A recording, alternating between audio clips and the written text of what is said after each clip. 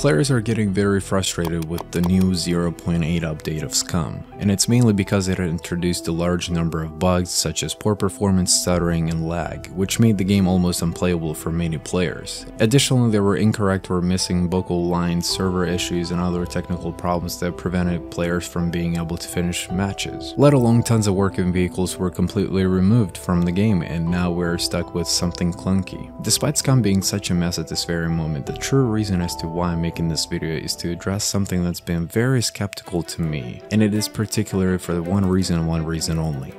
We all noticed that at some point throughout Scum's development, they ended up implementing a new economy system into their game. It worked great and it made perfect sense. However, with the recent 0.8 update, they tweaked the system in such a way that, well, for one, it made the game extremely grindy to the point where the game is becoming a full-time job, and for two, the new implementation of the gold system. The gold system is essentially your personal rank in this game.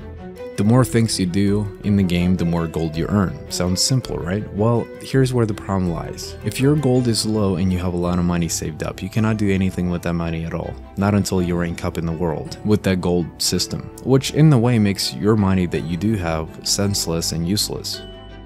Earning gold points in Scum is very slow, and as of right now there is no efficient way of doing it either. The system is broken, meaning in one of your gaming sessions you might finish a task and it will reward you with gold, but then you start a new gaming session and do the exact same thing and it will not give you anything at all. It's very unpredictable. But here's why all these veterans of Scum, mind you, these are the guys that have thousands and thousands of hours put into this game, getting very frustrated to the point where they don't even recommend this game to the new players. And it's what these developers might do with the system as we go further into its development. Many players go as far as saying that Scum will eventually become a transaction machine, and they have a really valid point. You see, since the gold system is slow and it takes a very long time to earn, developers could eventually have an in-game transaction.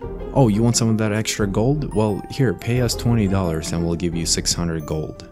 And this is where I personally get frustrated as a player as well, because what the hell happened to the game that was supposed to stand out from all these other survival games? What the hell happened to this so-called very realistic survival game? And most importantly, why is this becoming a new Rust that is slowly turning into a transaction machine? And what's even more frustrating to me is that this is a common issue right now. Even Scum's community tries to speak up and address the new economy system as well as the current building issues with flags and whatnot, and how it's too grindy and limited and not even enjoyable. But instead of listening to its community and fixing this, here's what they had to say instead.